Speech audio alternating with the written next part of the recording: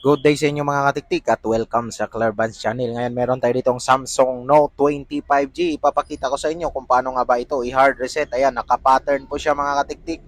So ang gagawin natin para ma-turn off is ilong press lahat ng button, volume up, volume down at power switch. So bago natin gawin yon, kailangan natin kumuha ng cord o type C na galing sa nakasaksak sa ating PC or laptop. Ayan, ilulong press natin yan mga katiktik lahat para mag-turn off. So tingnan mo, long press lang natin lahat at hayaan mo siyang mag-turn off mga katiktik. Pag nag-black screen, bitawan mo yung volume down. Ayan, yan, volume down. So continue lang pag-hold yung volume up at saka power switch.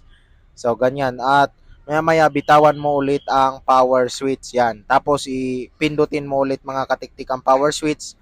At kapag may lumabas na logo, bitawan mo lang ang power switch and then sunod mo pagbitaw ang volume up. At hintayin mo mga katiktik na lumabas na yung yan, recovery mode. At kapag lumabas na yung recovery mode, pindutin mo lang ang volume down para itapat natin dito sa ating wipe data or factory reset. Yan. Yan, wipe data factory reset. And then power switch for confirmation, volume down and factory data reset and then power switch. Ayan, again, ulitin ko mga katiktik is volume down ang ating gagamitin para itapat doon sa wipe data, factory data reset. And then, power switch para sa confirmation. Pindutin isang beses and then factory data reset. Yan.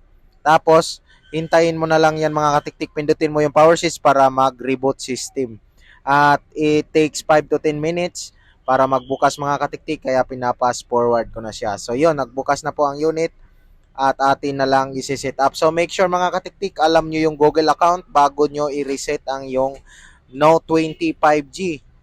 At make sure na din mga katiktik na wala na kayong kailangan na mga files dahil mabubura po siya lahat mga katiktik, mga pictures, lahat ng apps na ini-install. Babalik lang po sa pinakadati itong mga katiktik kung ano yung pagkabili nyo is ganun po ang mangyayari.